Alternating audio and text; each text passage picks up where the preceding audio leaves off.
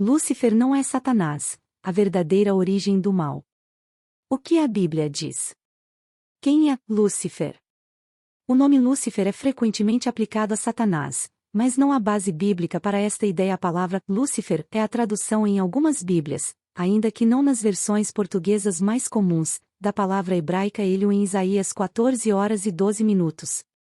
Versões bem conhecidas como a Revista e Corrigida, a Revista e Atualizada, 1 e 2, e a linguagem de hoje traduzem esta palavra como estrela da manhã. A palavra Lúcifer é uma palavra do latim, idioma antigo, e significa portador da luz, lux ou lucis mais ferri. Quem traduziu a Bíblia para o latim foi Eusébio Sofrônio Jerônimo, e essa tradução é conhecida como Vulgata Latina. Na Bíblia em latim, o substantivo Lúcifer aparece 6 vezes, a saber: 1. A palavra Lúcifer aparece em Jó 11h17, referindo-se ao amanhecer. 2. A palavra Lúcifer aparece em Jó 38:32, referindo-se a estrelas. 3. A palavra Lúcifer aparece em Salmos 110:3, na Nova Vulgata apenas, referindo-se ao amanhecer. 4. A palavra Lúcifer aparece em 2 Pedro 1h19, referindo-se, por incrível que pareça, a Jesus. 5. A palavra Lúcifer aparece em Isaías 14h12, referindo-se ao rei da Babilônia. Compare Is 14h12 com Is 14, 4:6. A palavra Lúcifer aparece em Apocalipse 2h28. Isaías 14 é uma profecia sobre a queda do rei de Babilônia. Veja 14h04. Este rei exaltava-se, buscando tomar a glória que pertence a Deus. A profecia de Isaías 14 mostra que ele seria derrubado de volta à terra. É interessante que o Novo Testamento fale sobre a estrela da alva, 2 Pedro 1h19, e a estrela da manhã, Apocalipse 2h28 e 22h16. Em todas estas passagens, é claro que a estrela da manhã não é Satanás, ou qualquer outra criatura blasfema. O próprio Jesus é a brilhante estrela da manhã que abençoa seus servos fiéis. Então, por que o nome Lúcifer é frequentemente aplicado a Satanás? O uso partiu de uma interpretação errada de Isaías 14h12. Muitos comentaristas inseriram algo maior neste texto, vendo-o como uma explicação da origem de Satanás. Certamente a razão para acreditar que o diabo foi um dos anjos, Jó 1h06, que ele tem estado em rebelião contra Deus desde antes da criação da terra, 1 João 3h08, veja Gênesis 3, e que vários anjos seguiram sua desobediência e serão castigados eternamente, Judas 6. O que o rei de Babilônia fez foi o mesmo tipo de pecado, desafiar a autoridade do rei dos reis. Neste sentido, podemos pensar em Lúcifer como um filho ou discípulo de Satanás, veja João 8h44, mas a profecia de Isaías 14h12 não está falando especificamente do diabo. Esta é uma lição permanente para nós de Isaías 14. O rei de Babilônia serve como um lembrete claro da verdade das palavras de Jesus em Lucas 14h11, todo o que se exalta será humilhado, e o que se humilha será exaltado. Que possamos andar humildemente com nosso Deus. Satanás nunca foi Lúcifer, a verdade sobre a origem do mal. Primeiras palavras. O mal é algo que só se caracteriza graças, primeiramente, à existência do bem. Porém, ao caracterizar-se, o mal acaba por caracterizar o bem, ou seja, caracteriza que o bem é bom. O bem e o mal são forças que se anulariam caso existisse apenas uma. Por exemplo, a saúde é algo bom, mas só para quem conhece a doença, que é algo mal. Ora, quando temos saúde, não damos importância ao tipo de bebida ou comida que consumimos. O importante é que sejam agradáveis ao nosso paladar. No entanto, quando adoecemos é que percebemos que a saúde é algo bom, ou seja, por intermédio do mal descobri que o bem é bom. Essa relação é diretamente proporcional, ou seja, quanto maior for o mal, mais certeza teremos de que o bem é bom. No exemplo em questão, quanto maior for a enfermidade, mais certeza terá o enfermo de que a saúde é algo bom. Logo, o mal da doença caracteriza a benignidade da saúde. Mas, não existe doença sem que haja primeiramente a saúde. Portanto, o mal caracteriza o bem, mas sua existência depende da prévia existência do bem. Muitos, ou todos, condenam Adão e Eva por terem comido o fruto da árvore do conhecimento entre o bem e o mal. Para nós é muito fácil dizer que o que eles fizeram não foi correto, mas só sabemos disso porque somos conhecedores do pecado. Certamente que Adão e Eva não sabiam que a vida eterna era algo bom, até conhecerem a morte. Depois disso, passaram a dar valor ao fruto de uma árvore que sempre esteve à disposição deles, mas lhes parecia tão normal quanto as outras, por isso não lhe davam importância, a árvore da vida. Mas, agora não eram mais dignos de chegarem a ela. Por isso Deus colocou querubins para guardarem-na. Então, disse o Senhor Deus: Eis que o homem se tornou como um de nós, conhecedor do bem e do mal, assim não estenda a mão, e tome também a árvore da vida, e coma, e viva eternamente. O Senhor Deus, por isso, o lançou fora do jardim do Éden, a fim de lavrar a terra de que fora tomado ponto e, expulso o homem, colocou querubins ao oriente do jardim do Éden, para guardar o caminho da árvore da vida. Gênesis 3, 22 e 24. Portanto, a vida eterna só se caracterizou como algo bom graças ao conhecimento sobre a morte que, naquele momento, caracterizava-se como má. Uma questão pode ser levantada nesta situação: qual o motivo da existência da árvore do conhecimento, sobre o bem e o mal, no paraíso, se ela viria a trazer tantos malefícios? Acredito, e agora se trata de uma reflexão meramente individual, portanto passível de discussão, que a existência da árvore do conhecimento tem o objetivo de caracterizar a benignidade de Deus, ou seja, primeiro existiu o bem, mas foi necessária a introdução do mal para que o bem pudesse ser caracterizado. E, com base nisso, pode-se afirmar: o mal já existia no paraíso antes mesmo da criação do homem, mais precisamente no terceiro dia da criação ele surgiu. Logo, é verdade afirmar que Adão e Eva foram os primeiros homens a pecar, mas não que eles foram os responsáveis pela introdução do mal no paraíso, pois o mal já existia antes mesmo deles terem comido o fruto proibido. Ora, Satanás estava na serpente, logo o mal já existia e tanto isso é verdade que Deus criou a primeira lei: de toda árvore do jardim comerás livremente, mas da árvore do conhecimento do bem e do mal não comerás. Gênesis 2, 16, 17. Se havia lei era porque já havia o mal, transgressão, pois, onde não há lei, também não há transgressão. RM 4 horas e 15 minutos, pela lei vem o pleno conhecimento do pecado. RM 3 horas e 20 minutos. Sabe-se, portanto, que o mal já existia no paraíso antes mesmo de Adão e Eva terem pecado, mas a questão que fundamenta este estudo é: como surgiu o mal? Necessariamente quando se busca um conhecimento sobre a origem do mal, busca-se, também, o conhecimento sobre a origem de seu maior representante, Satanás, diabo. Mas adiante vamos discorrer um aprofundado estudo bíblico à procura de evidências que possam fundamentar toda essa história de um dia Satanás ter sido Lúcifer, um anjo que queria ser mais poderoso que Deus, e que iniciou uma peleja no céu, na qual foi derrotado e lançado à terra e nos tenta até hoje. Após este estudo descobriremos que tudo isso não passa de uma lenda causada por uma interpretação equivocada dos leitores e estudiosos da Bíblia. Os povos mais abençoados por Deus. Na Bíblia, mais precisamente no Antigo Testamento, há relatos sobre dezenas de povos que tiveram, direta ou indiretamente, alguma relação com o povo de Israel. Entre eles podemos citar os egípcios, os babilônios, os sidomeses, os de Tiro, os da Assíria, os de Moabe, etc. Todos esses povos tiveram alguma relação negativa com o povo de Israel e, através de profecias, receberam duras penas de Deus. No livro intitulado Ezequiel encontra-se várias profecias contra alguns desses povos. Por exemplo, em Eze 25 há profecias contra os povos de Amon, Moabe, Edom e Filístia. Em várias outras partes da Bíblia, principalmente em Isaías, Jeremias, Ezequiel e Daniel, podem ser encontradas diversas dessas profecias. Porém, em relação a alguns povos Deus, por intermédio dos profetas, além de anunciar profecias de destruição, anunciou, também, lamentações. Os únicos povos que Deus lamentou destruir foram Israel, Egito, Tiro e Babilônia. Qual seria o motivo que levou Deus a lamentar a destruição desses povos? Ora, por uma razão comum, os reis, ou príncipes, desses povos eram abençoados e amados por Deus. Ora, como pôde Deus amar e abençoar povos como, por exemplo, os egípcios que tanto mal lhe fez, se é que fizeram algum bem?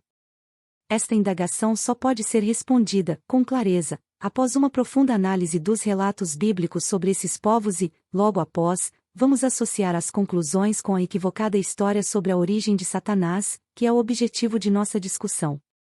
As lamentações a esses povos podem ser encontradas em 1. Lamentações, livro todo dedicado ao sofrimento do povo de Israel. 2. Eze 27, 1, 4, Lamentações a Tiro e seu rei. Veio a minha palavra do Senhor, dizendo, Tu, pois, ó filho do homem, levanta uma lamentação sobre Tiro, e dize a Tiro, assim diz o Senhor, ó Tiro, tu dizes, eu sou perfeita em formosura. No coração dos mares, estão os teus limites, os que te edificaram aperfeiçoaram a tua formosura. 3. Júnior 51 2.7-9, Lamentação a Babilônia e seu rei. A Babilônia era um copo de ouro na mão do Senhor. Repentinamente, caiu Babilônia ela, porém, não sarou, lamentai por ela, tomai bálsamo para sua ferida. 3.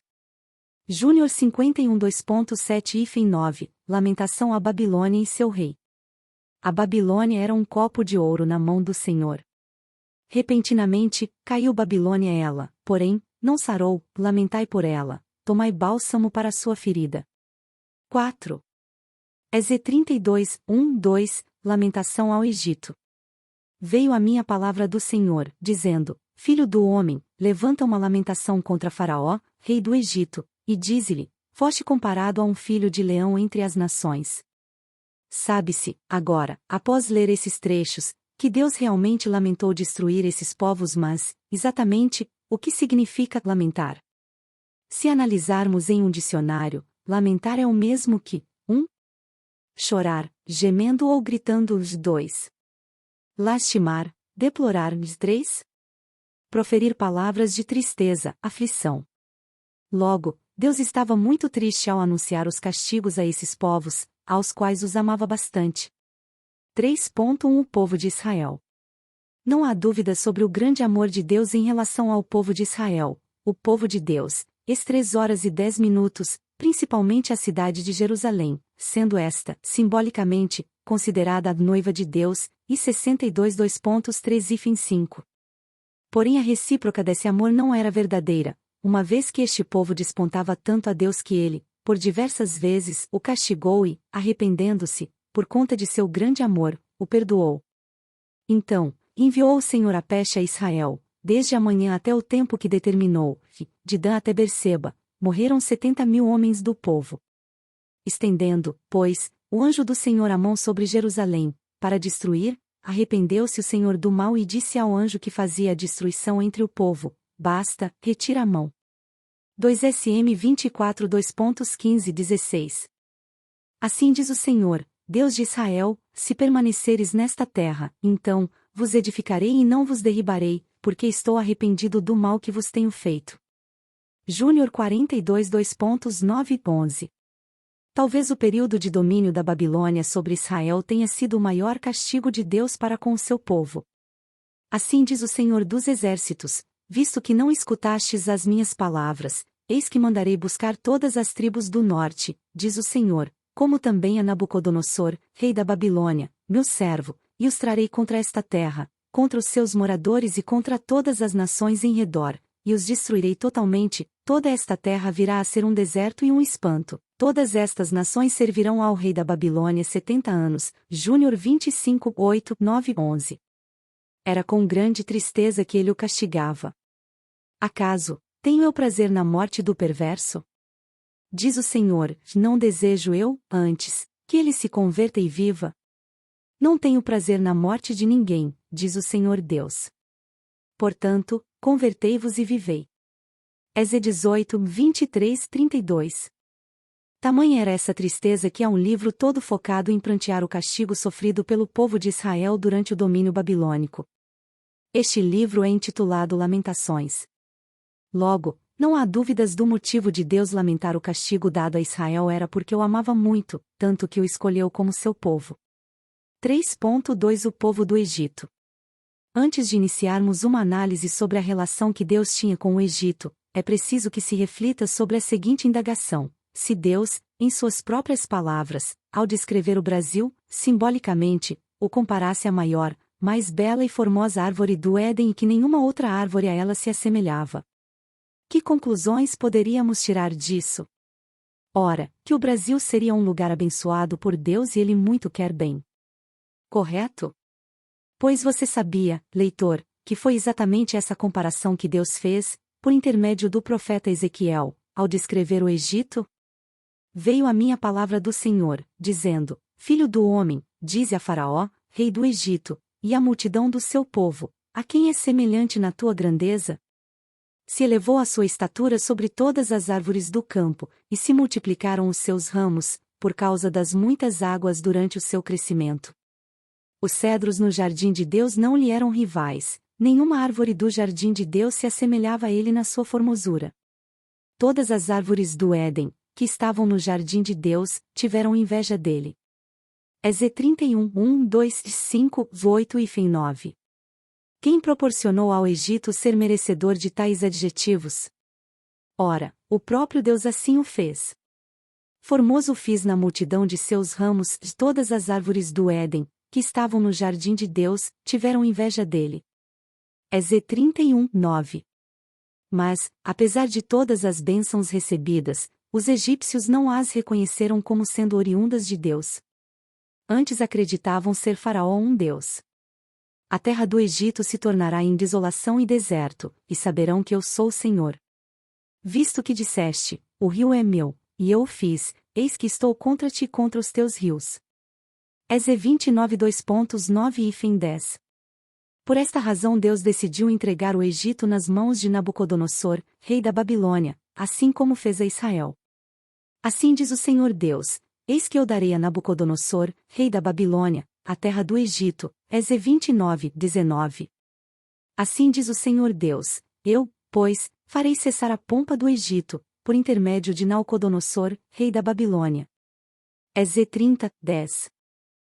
Portanto, por Deus ter abençoado a Faraó e este não ter reconhecido que seu poder vinha de Deus, ao contrário, ele achava que era um Deus, que ele lamentou profundamente ter que destruí-lo.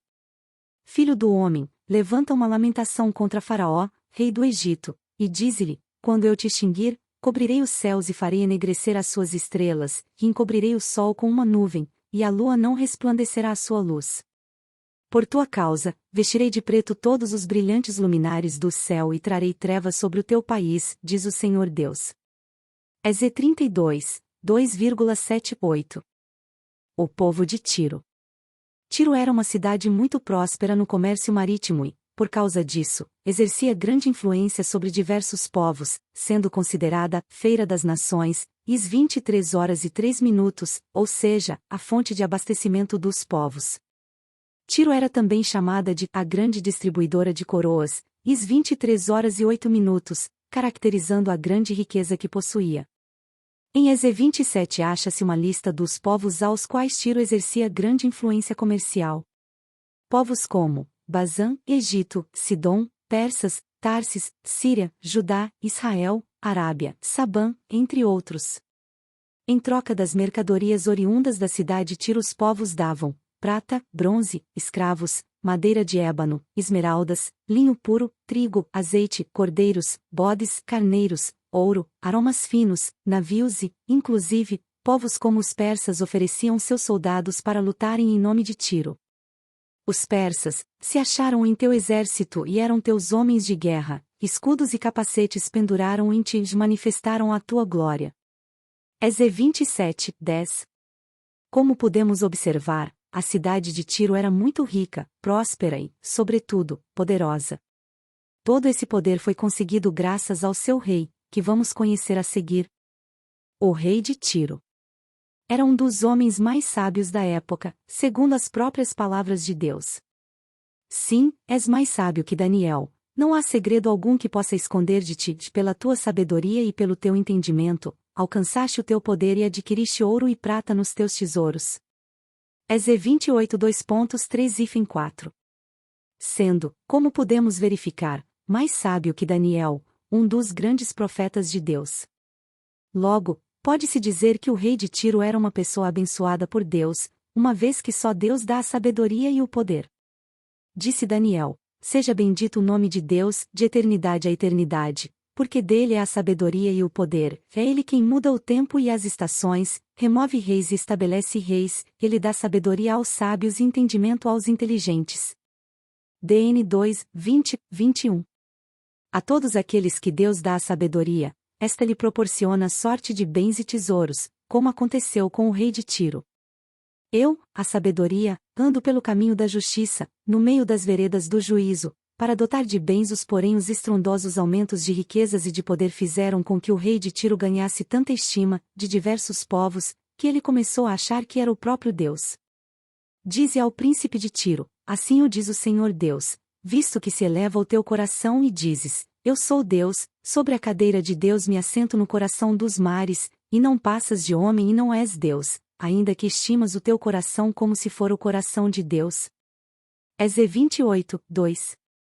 Por causa disso, Deus decidiu entregar a cidade de Tiro nas mãos da Babilônia. Assim diz o Senhor Deus: Eis que eu trarei contra Tiro a Nabucodonosor, rei da Babilônia. Is 23, 3 e 15. O povo da Babilônia. A Babilônia, no reinado de Nabucodonosor, era o povo mais forte, rico e poderoso da época. Se você, leitor, percebeu, todos os outros 3 povos, analisados por nós, foram submetidos ao poder da Babilônia.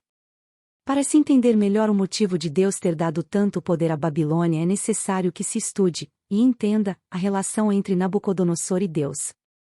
3.4.1 O rei da Babilônia.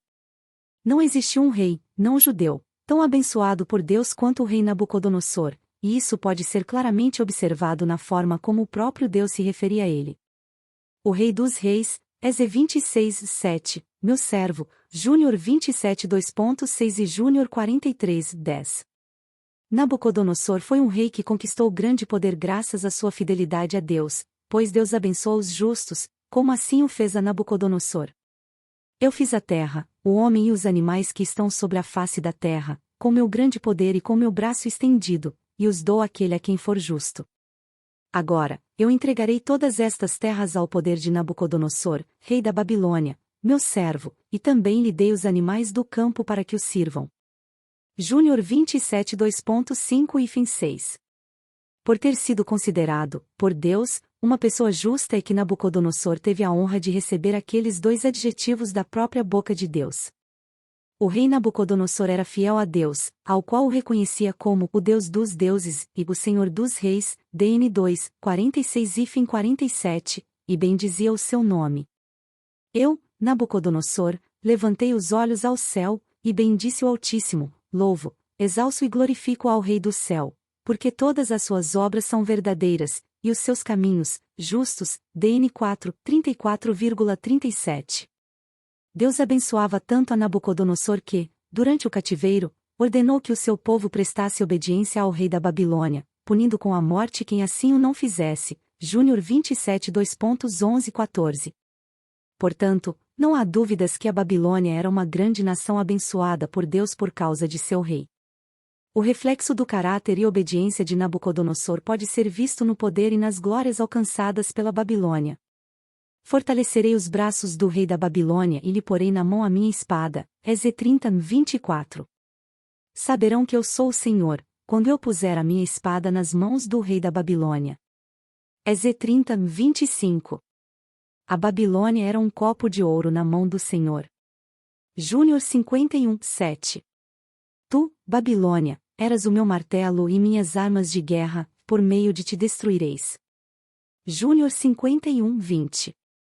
Porém uma coisa é certa, e esta é uma reflexão minha, o poder e a riqueza são os elementos que mais tentam o coração dos justos à desobediência aos preceitos de Deus, levando o homem à loucura.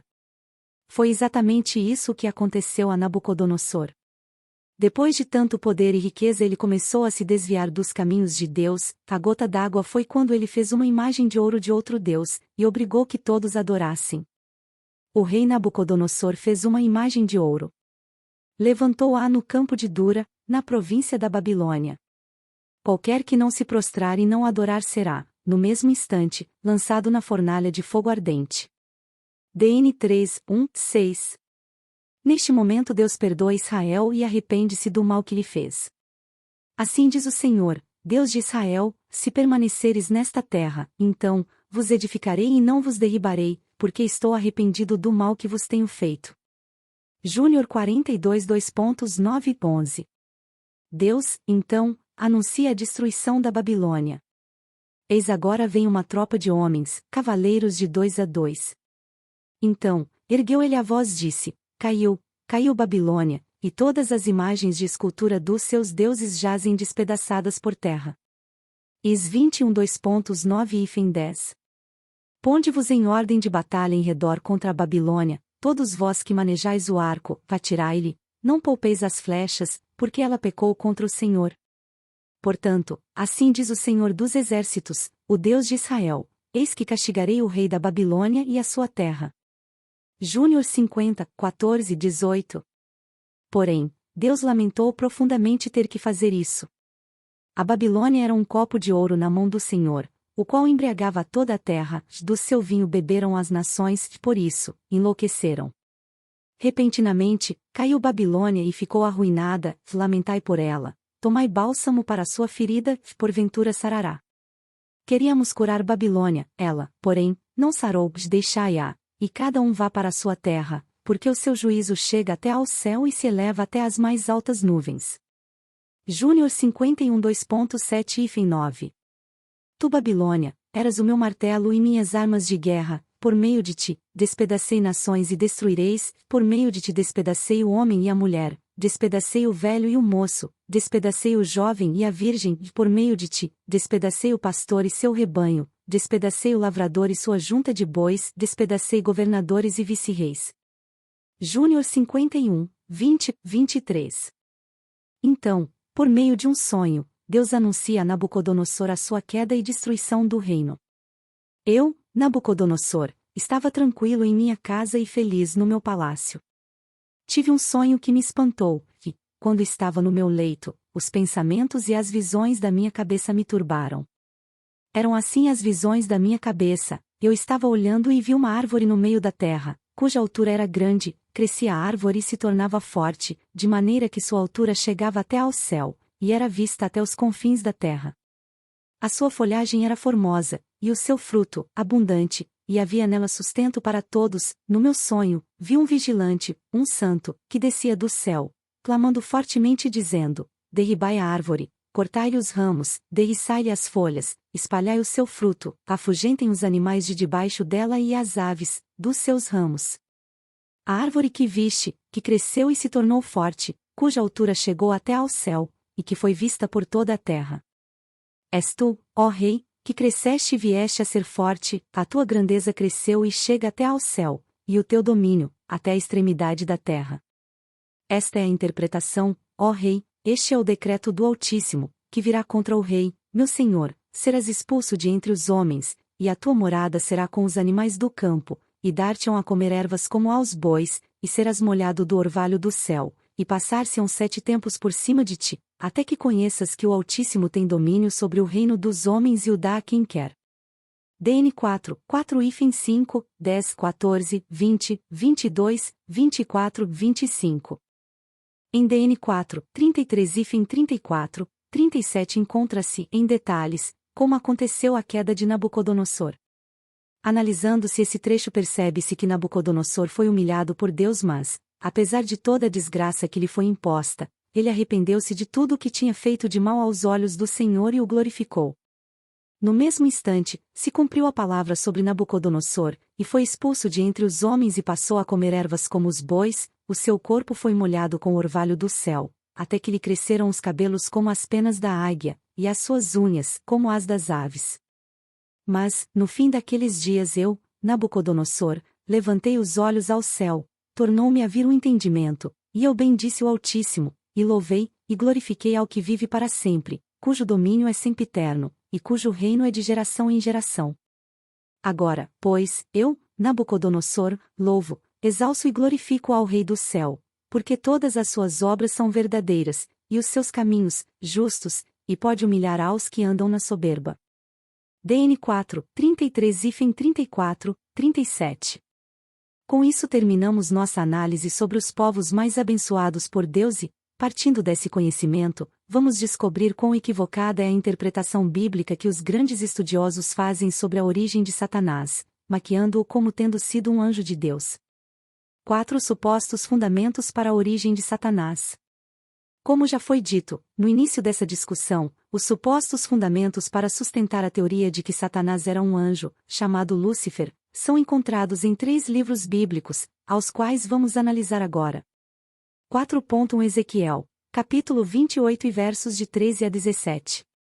Estavas no Éden, jardim de Deus, de todas as pedras preciosas te cobrias, o sárdio, o topázio, o diamante, o berilo, o ônix, o jaspe, a safira, o carbúnculo e a esmeralda, de ouro se te fizeram os engastes e os ornamentos, no dia em que foste criado, foram eles preparados. Tu eras querubim da guarda ungido, e te estabeleci, permanecias no monte santo de Deus, no brilho das pedras andavas.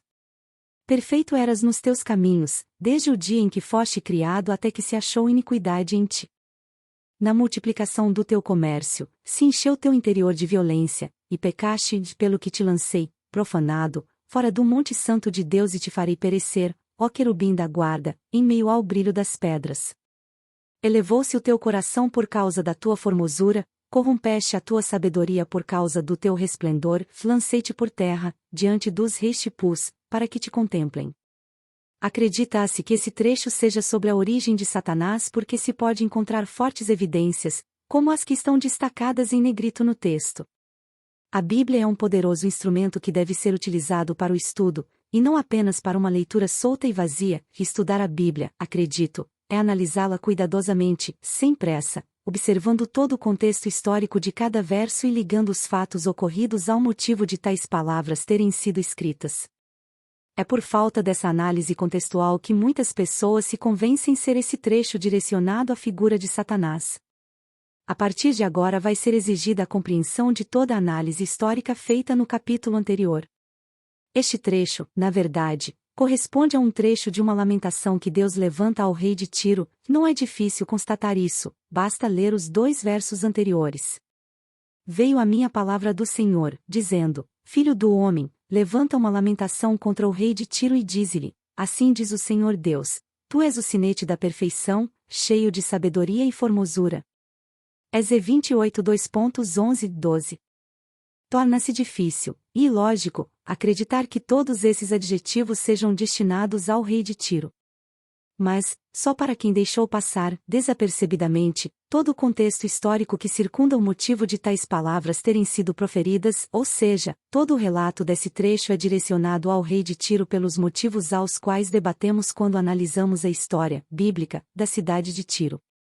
Quando Deus diz: Tu eras querubim, estavas no Éden jardim de Deus, é evidente que há aqui o mesmo recurso de comparação simbólica utilizada por ele para descrever o Egito.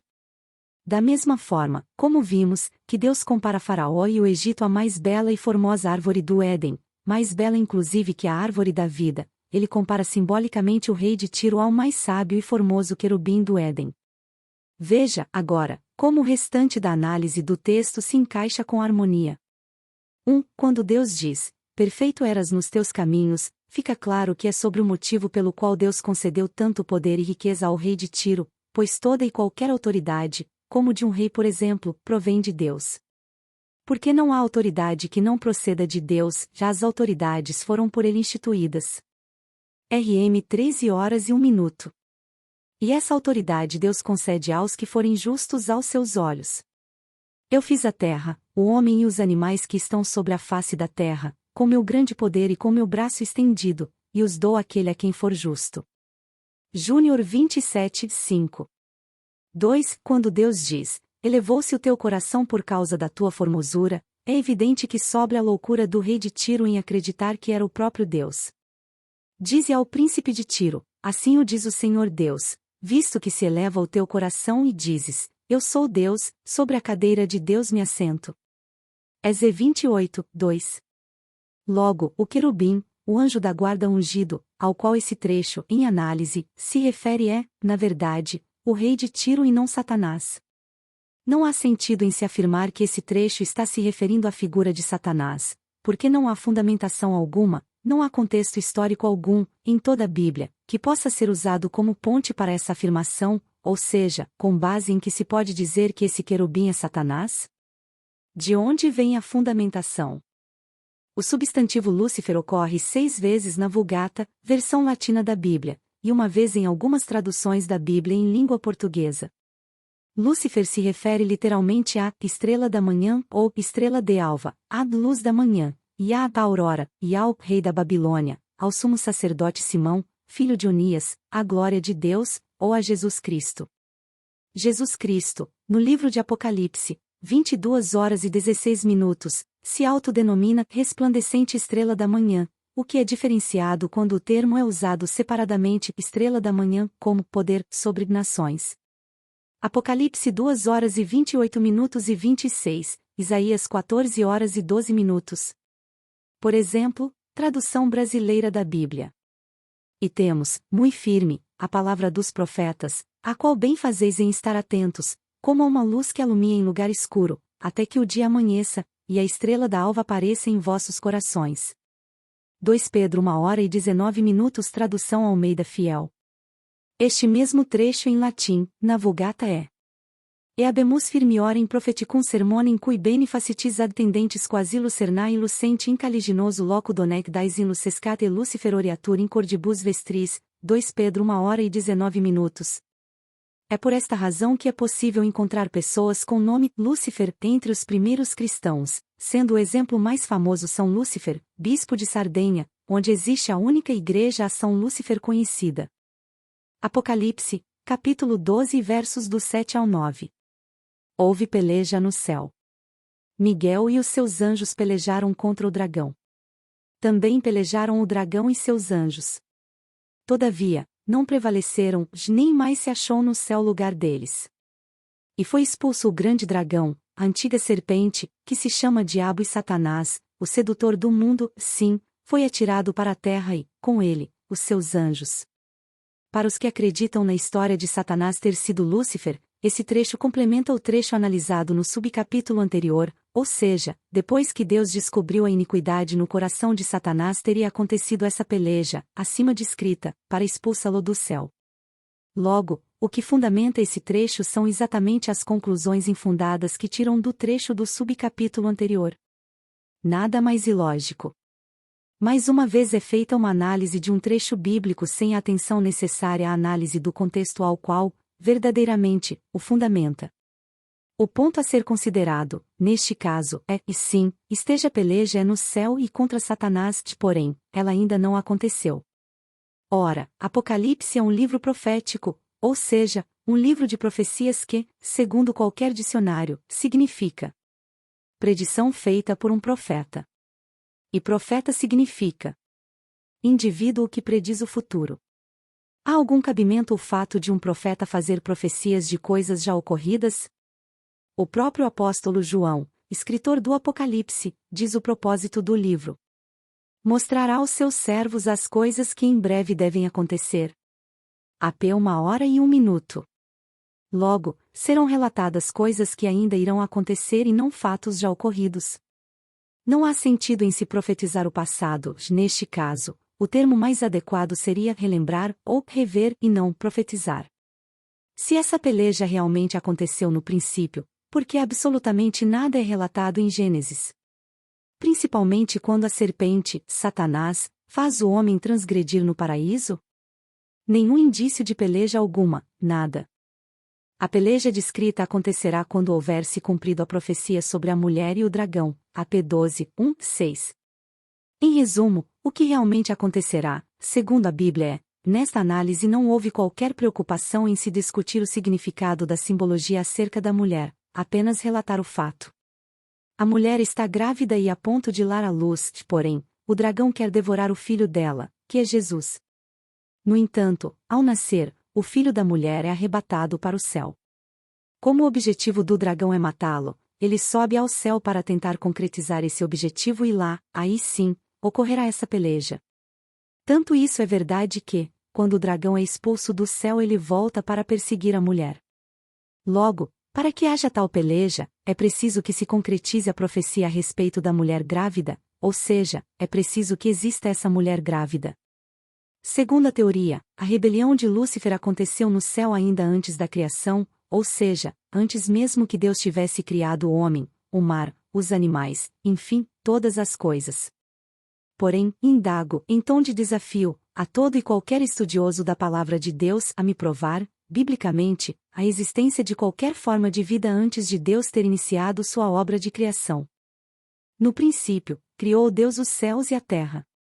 Gênesis 1h01. Este é o primeiro verso da Bíblia, este é o verso que atesta o princípio de todas as coisas, a criação dos céus e da terra e tudo o que neles há. A verdade só existe quando se manifesta em sua total plenitude, ou seja, ou a verdade é 100% ou ela não é verdade. 99% de verdade torna a uma mentira, uma falsa verdade. É exatamente essa falsa verdade, que eu prefiro chamar de mentira, que é pregada quando se induz as pessoas a acreditarem nesse tempo e espaço da suposta peleja entre Lúcifer e os habitantes do céu. Há uma grande desarmonia com a palavra de Deus, Bíblia, no que diz respeito ao tempo em que ocorreu esta peleja, antes da criação. Ora, como é que um estratagema tão tolo se passa por verdade durante tanto tempo? Como é que pôde, leitores em sã consciência, acontecer uma peleja no céu se os céus ainda nem tinham sido criados?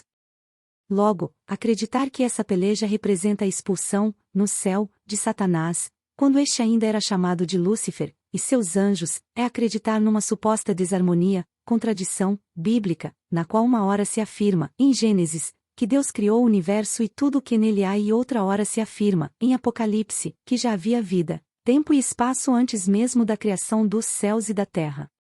Acreditar nessa desarmonia é acreditar que a Bíblia não é a fonte da verdade, é acreditar que ela não é fonte de inspiração divina.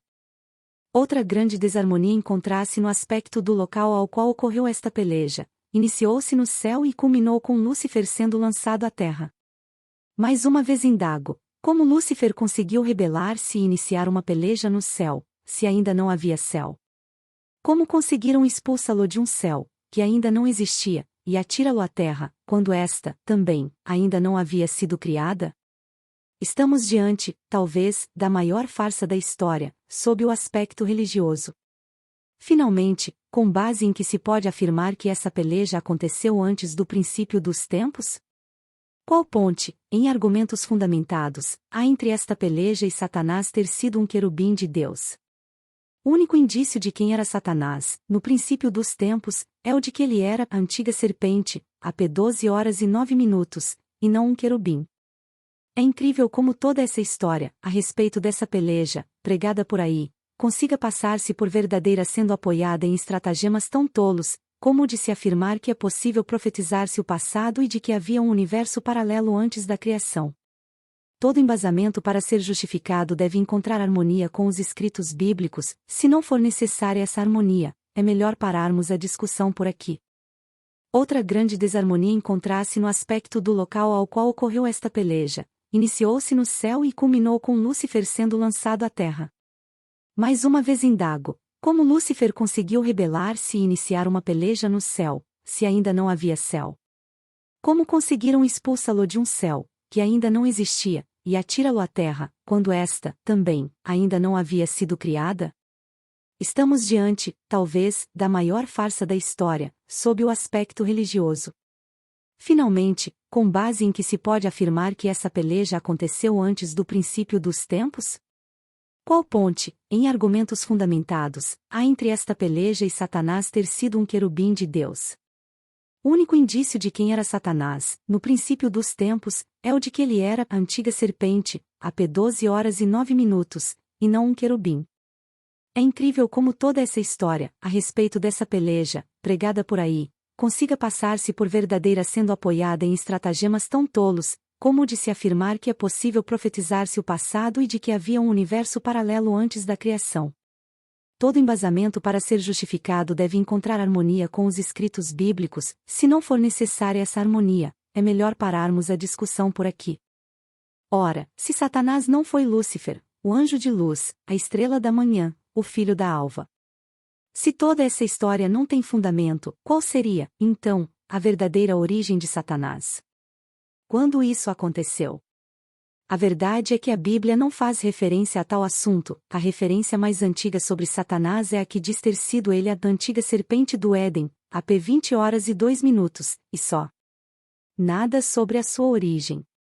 Mas de uma coisa esteja certo, leitor, ele foi criado por Deus na mesma semana que o homem assim o foi, ou seja, a origem de Satanás é mais antiga que a do homem em, no máximo, 5 dias, pois Deus criou o universo, e tudo o que nele há, em 6 dias e no 7º dia descansou e nada fez.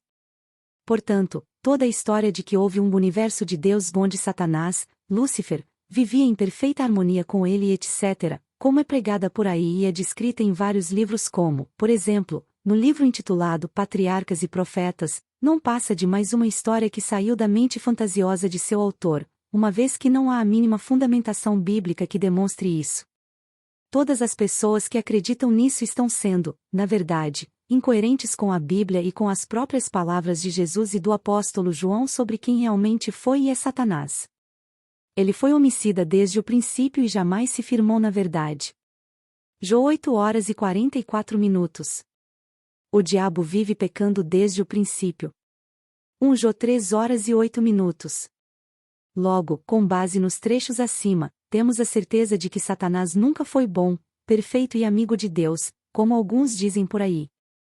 Acredito que o motivo da disseminação de toda essa história, de universo paralelo e anjo decaído, é o de mascarar a verdade de que o próprio Deus é o criador do mal.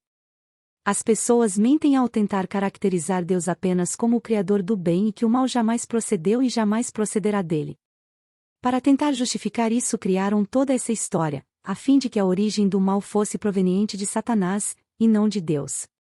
Criando essa história, afirmam, de Deus procede o bem. Quando ele criou Lúcifer, eis que este era bom e sábio. Portanto, coube a Lúcifer a origem do mal, e não a Deus, pois o mal não procede de Deus. Ora, se Satanás não foi Lúcifer, o anjo de luz, a estrela da manhã, o filho da alva. Se toda essa história não tem fundamento, qual seria, então, a verdadeira origem de Satanás? Quando isso aconteceu? A verdade é que a Bíblia não faz referência a tal assunto. A referência mais antiga sobre Satanás é a que diz ter sido ele a antiga serpente do Éden, AP 20 horas e 2 minutos, e só. Nada sobre a sua origem. Mas de uma coisa esteja certo, leitor, ele foi criado por Deus na mesma semana que o homem assim o foi, ou seja, a origem de Satanás é mais antiga que a do homem em, no máximo, 5 dias, pois Deus criou o universo, e tudo o que nele há, em 6 dias e no 7º dia descansou e nada fez. Portanto, toda a história de que houve um universo de Deus onde Satanás, Lúcifer, vivia em perfeita harmonia com ele e etc., como é pregada por aí e é descrita em vários livros como, por exemplo, no livro intitulado Patriarcas e Profetas, não passa de mais uma história que saiu da mente fantasiosa de seu autor, uma vez que não há a mínima fundamentação bíblica que demonstre isso. Todas as pessoas que acreditam nisso estão sendo, na verdade, incoerentes com a Bíblia e com as próprias palavras de Jesus e do apóstolo João sobre quem realmente foi e é Satanás. Ele foi homicida desde o princípio e jamais se firmou na verdade. Jó 8 horas e 44 minutos. O diabo vive pecando desde o princípio. 1 Jó 3 horas e 8 minutos. Logo, com base nos trechos acima, temos a certeza de que Satanás nunca foi bom, perfeito e amigo de Deus, como alguns dizem por aí. Acredito que o motivo da disseminação de toda essa história, de universo paralelo e anjo decaído, é o de mascarar a verdade de que o próprio Deus é o criador do mal. As pessoas mentem ao tentar caracterizar Deus apenas como o criador do bem e que o mal jamais procedeu e jamais procederá dele. Para tentar justificar isso criaram toda essa história, a fim de que a origem do mal fosse proveniente de Satanás, e não de Deus. Criando essa história, afirmam, de Deus procede o bem. Quando ele criou Lúcifer, eis que este era bom e sábio.